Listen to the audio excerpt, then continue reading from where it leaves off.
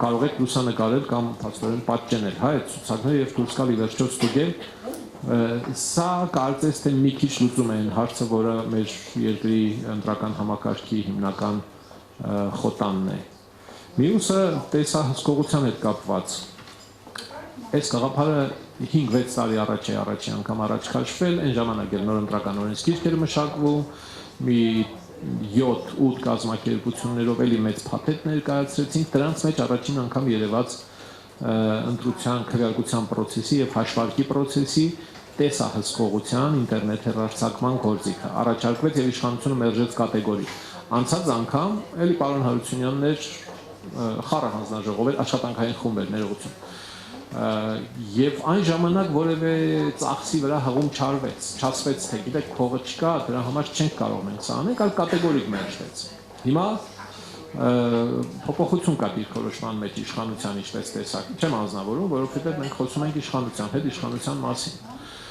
Ասում է, որ կարող է դա պատվիրել ինչ-որ կազմակերպության, իմիջայլոց, այդ օտար երկրյա կազմակերպությունների, միջազգային կազմակերպությունների հիշատակումը պարբերաբար է գործերում, ոչ միայն իշխանության, այլև ընդդիմության կողմից երբեմն լինում է։ Ինձ մտահոգում է մեր ինքնիշխանության տեսանկյունից։ Ասենք ինչու պիտի մեր բոլոր մատնահետքերը լինեն X, Panasonic, Sony կներեք, կոված չհամարեք կամ հակակոված, ինչ-որ մի ընկերության համակարգչի մեջ ի վերջո, եւ ով ասաց, որ իրենք դա թողնելու են ստեղ, թողնեն գնան, մոտները կլինի ի վերջո։ Չեմ կարծում, թե այդ տեխնիկական խնդիրներն այնքան բարդ են, որ մեկ տարվա ընթացքում հայաստանյան տեխնիկական լուծումներ տվողները չկարողանան տանել, անգամ մասնավոր ընկերությունները։ Հիմա այս տարբերակի դեպքում ես այսպես եմ հասկանում, որ եթե փողը հայթայթվի կամ ճարվի, ես նկատեցի, որ իշխանությունը ի նկատի չունի պետական բյուջեի փողերը, երևի նկատի ունի, որ այդ փողերը շատ քիչ են, այնքան քիչ են, որ նույնիսկ բանակն է 80-ականների զենքով սպառազինված, դե փող չկա, պետք է դոնորը տա, տվեց կանենք, չտվեց չենք անում, մոտավորապես էս եմ ես հասկանում։ Գուցե նաև ենթադրություն կա, որ մենք շահագրգիռ կլինենք քաղաքացիական հասարակությունը դոնորներին դիմել, որ այդ գումարը լինի, որպեսզի այդ տեսահսկողությունը իրականացվի։ Եվ իրավական նրբություններ կան, որոնց մասին կուզեի երկու խոսք ասել այս տեսահսկողության հետ կապված։ Հա, մրցույթ է հայտարարվում, XYZ ընկերություններ ասում են մենք այդ ծառայությունը կմատուցենք, մեկը շահում է եւ մատուցում է այդ ծառայությունը, տեսանկարահանում է այդ ամբողջը, ունենում է տեսանկարահանված նյութերի պաշար։ Մեզ համար մատչելիության հնարավորությունը իրավականորեն պիտի լուծվի։ Գործող օրենսդրությունը կարծես թե այս հնարավորությունը, որ հետո չասեն, դիմի Իրանից ստացի, մենք էլ դիմում ենք, հա պետության մոտ չէ փաստորեն, պետությունը կարծես թե չի ուզում ստանձնել սեփականատիրոջ կամ ինֆորմացիայի տնօրինողի դերը, դիմենք մասնավոր ընկերություն, ուսել ասելու է, ես մասնավոր ընկերություն եմ, ինձնից ինչ եք, չեմ տալիս այդ տեսագրությունը, պետությանը կդամ, որտեղ պատվիրատուս պետությունն է եղել, այս տեսակ նրբություններ կան, որոնք անգամ եթե տեսանկարահանումը լինի եւ իրավական հարցերը կարգավորված չլինեն, կլինի որ այդ փողը ապարդյուն ծախսվել է եւ պետությունը միայն ունի իր ձեռքում այդ 2000 տեղամասերից ամեն տեղամասից 4-5 տեսախցիկով արված տեսագրությունների ամբողջ ծավալը էմեզ ինչ փաստորեն։ Գործող օրենսդրության ինֆորմացիայի տեղեկատվության ազատության մասին օրենքը սահմանում է տեղեկություն տնօրինողների այն ցանկը, որոնք պարտավոր են մեծ տեղեկություններ տրամադրել, եւ այդ ցանկում կա հանրային նշանակության հիմնարկ կազմակերպությունը։ Ահա կուզեի առաջարկել կամ գրավոր կրենք ուղարկենք, հա, եթե այնուամենայնիվ այդ տարբերակն է մնալու, ապա կոնե պետությունը այդ կապալառուի հետ պայմանագիրը կնքելիս այդ կապալառուին հայտարարի որպես հանրային նշանակության հիմնարկ, որպես տեղեկություն տնօրինող, հա, որպեսզի մենք հանգիստ լինենք, որ եթե դիմենք, իրենք կտրամադրեն այս տեղամասերի քվեարկության եւ հաշվարկի process-ի տեսածայնագրությունը։ Ինտերնետ հեռարձակման հետ կապված մտահոգությամբ փորձեց պարոն Հարությունյանը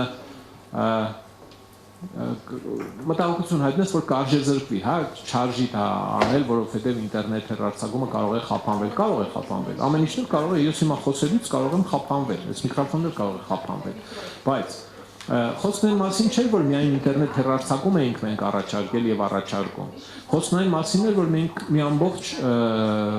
գործընթաց էինք առաջարկում տեսահսկողության հետ կապված։ Տեսածայնագրություն, ինտերնետ հեռարձակում, տեսածայնագրությունների պահպանում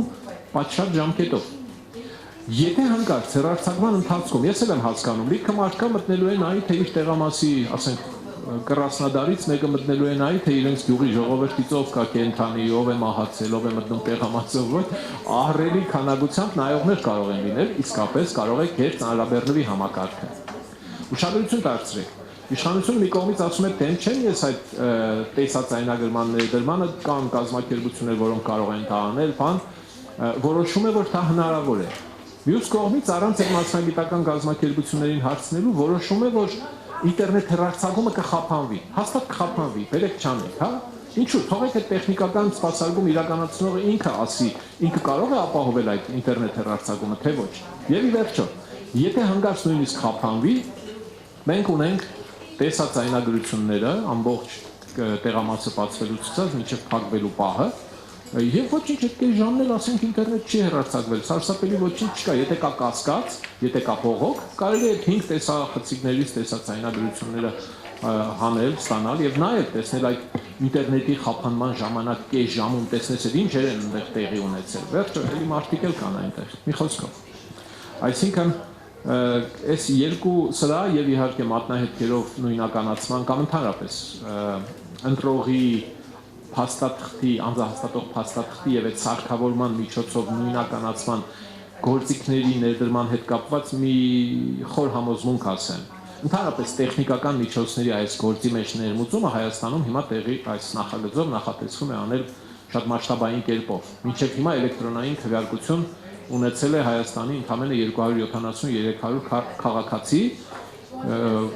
մեր դիվանագիտական առաքելությունների աշխատակիցները դրսից։ Հիմա այս գործիքները, որ ներդրվում են,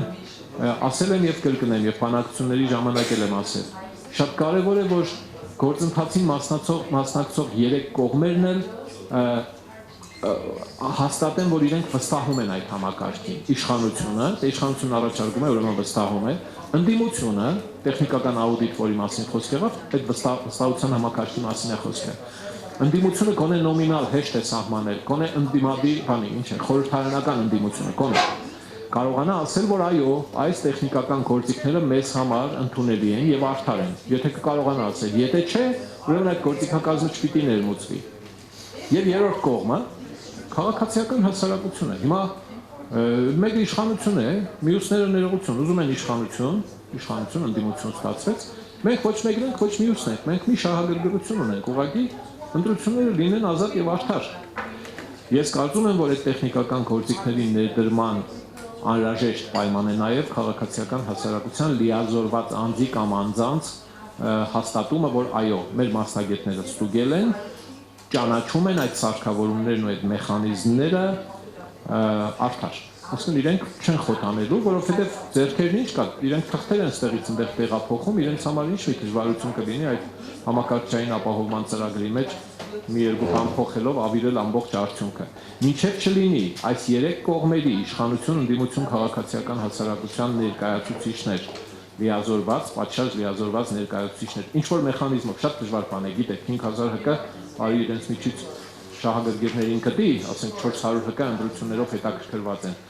որովհետեւ նրանք էլ կարողանան տեխնիկական աուդիտին վերահսկիչ մասնակից պատվիրակել այնտեղ, որովհետեւ գնա այդ մարդը խորանապան կամ մեծ պատմի ասի հա ժողովուրդ նորմալ համակարգի աշխատում է, անհոգ եղեք, կամ կա ասի գիտեք, չէ, կասկածելի է, մենք չենք վստահում այդ համակարգին, մենք էլ ասենք չեղավ, ախպեր ջան, դու բերելս քո մասնագետներին արտասահմանից եք ասում, չէ, ինչ որ բաներ են անում, եկուց մյուսով էլ ապականելու եք ընդհանրապես շատ հեշտությամբ, անհամեմատ հեշտ, քան թե տեղամասերում էր լինում այդ ապականությունը։ Շատ չխոսեմ եւ եզրափակեմ բանով, իհարկե Հերիկ Տիգրանյան հատկապես այդ մասին է խոսելու, ես ուղղակի այս ժողովից առաջ իմացա, որ հետաքրքիր փոփոխություններ են արել ԶԼՄ-ների եւ դիտորդների մասով, հիշում եք առաջ ԶԼՄ ներկայացուցիչների թիվը անսահման էր, ով ասես կարող էր լինել, եւ դա ոչ մեկին չէր անհանգստացնում, չէր անհանգստացնում իշխանության անգամ այն դեպքում, երբ բարձրաստիճան պաշտոնյաների քվեարկելու պահին տեղամասը ծեփ լցվում էին լիքը ԶԼՄ-ներ, լրագրողներ, օպերատորներ, չէր անհանգստանում իշխանությունը։ Դեկտեմբերի 6-ի հանրաքվեի քաղաքացիական հասարակության իրականացրած վերահսկողական գործողություններից շատ ազդվել է իշխանությունը եւ որոշեց դարձնել սահմանել 8 հոգի ԶԼՄ եւ դիտորդ, հա, հիշում եք։ Հիմա այդ թիվը փոխել դարձրել է, ասենք թե 15 հոգի եւ հանձնաժողովի նախագահը իրավունք ունի դուրս հանել, իրավունք ունի նաեւ դուրս չհանել։ Եթե 15 հոգուց ավելի է, այսինքն եթե գալիս է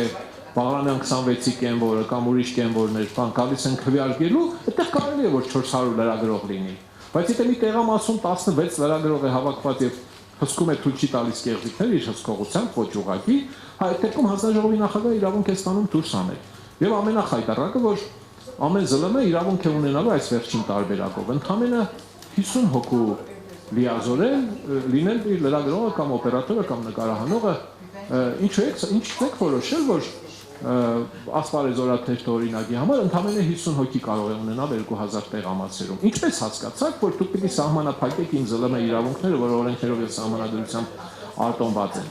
Ինչի է բերելու սա, եթե մնացեց մաթեմատիկան, մինչև ընտրությունները ես ուզենալով ունենալ 2000 տեղամասերում լրագրող, հիմնելու եմ 40 հատ լրատվամիջոց։ 40 հատ, ասպարեզ 1, ասպարեզ 2, ասպարեզ 3, ասպարեզ 40։ Ամեն մեկից 50 հատ թիմում եմ տալու, էս եք ուզում։ Իրացիոնալ լուծումները բերում են իրացիոնալ կոնտրքայլերի, բայց ինչ է, աշխարհ ֆիզիկա է սա, ուրիշ բան չէ։ Չէ, ես հիմա հորդորում եմ ուղղակի եւ իրենց էլ կբացատրենք իհարկե, որ այմար միամիտ բաներ մի արեք, էլի։ Իսկապես կտնենք կհիմնենք 40 ԶԼՄ եւ 2000 հոգի կլցնենք տեղամասեր, նայեմ այդ ժամանակ ինչ է կանելու։ Այս ամբողջը գալիս է հանրակրվեի ժամանակ հանրային հսկողության արդյունքում ստացված աննախադեպ արդյունքներից։ 900 խախտման արձանագրում, որից 500-ը քրեական գործի կշիռուներ իր մեջ, դիտավորյալ կանխամտածված կեղծարարություն է եղել, որոնց հիման վրա իշխանությունը չկարողացավ ավելի պակաս քան 75 քրեական գործ հարուցել, որը իր հավաքականության մեջ ավելի մեծ թիվ է, քան Հայաստանի նախընթաց ամբողջ ընտրությունների ժամանակ տեղի ունեցած բոլոր կեղծիքների եւ քրեական գործերի ծավալը ընտրությունների հետ կապված։ Եվ հիմա մտածել, այս լուծումն է կդել, էլի բերեք բան անենք, չթողնենք մտնեն տեղամաս։